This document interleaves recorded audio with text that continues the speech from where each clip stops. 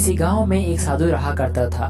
जब वह नाचता था तभी बारिश होती थी, इसलिए गांव के लोगों को जब भी बारिश की जरूरत होती तब यह लोग उस साधु के पास जाते और उनसे अनुरोध करते कि वे नाचें, और जब वह नाचने लगती तो बारिश जरूर होती थी। कुछ दिनों बाद 4 लड़के शहर से गांव में घूमने आए। जब उन्हें ये बात पता चली कि साधु के नाचने से बारिश होती है तो उन्हें यकीन नहीं हुआ। शहरी पढ़े लिखे के घमंड में उन्होंने गांव वालों को चुनौती दी थी कि अगर हम भी नाचेंगे तो बारिश होगी, और अगर हमारे नाचने से बारिश नहीं हुई तो साधु के नाचने से भी बारिश नहीं होगी।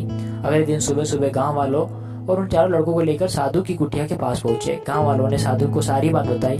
फिर उन्हें लड़कों ने नाचना शुरू किया। पहले लड़के ने नाचना शुरू किया, आधा घंटा बीत गया, फिर पहला लड़का थक कर बैठ गया पर बादल नहीं दिखे। कुछ देर बाद दूसरे लड़के ने नाचना शुरू किया और 1 घंटे बीतते बीतते वह भी थक कर बैठ गया।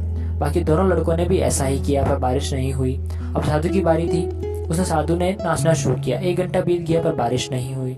साधु फिर भी नहीं रुका, वह नाचता ही रहा। नाचते हुए 2 घंटे बीत गए पर बारिश नहीं हुई। 4 घंटे बीत गए पर बारिश नहीं हुई, लेकिन साधु ने रुकने का नाम ही नहीं ले रहा था। धीरे धीरे शाम ढलने लगी कि तभी बादलों की गड़गड़ाहट सुनाई दी और थोड़ी देर बाद जोरों की बारिश होने लगी। यह देखकर 4 लड़के दंग रह गए और तुरंत साधु से क्षमा मांगी। फिर 4 लड़कों ने साधु से पूछा, बाबा भला ऐसा क्यों कि हमारे नाचने से बारिश नहीं हुई और आपके नाचने से बारिश हो गई? साधु ने उत्तर दिया, जब मैं नाचता हूँ तो 2 बातों का ध्यान रखता हूँ। पहली बात तो ये सोचता हूँ कि अगर मैं नाचूंगा तो बारिश को होना ही पड़ेगा, और दूसरी यह है कि तब तक नाचूंगा जब तक बारिश न हो जाए। तो सफलता पाने वालों में भी यही गुण विद्यमान होता है।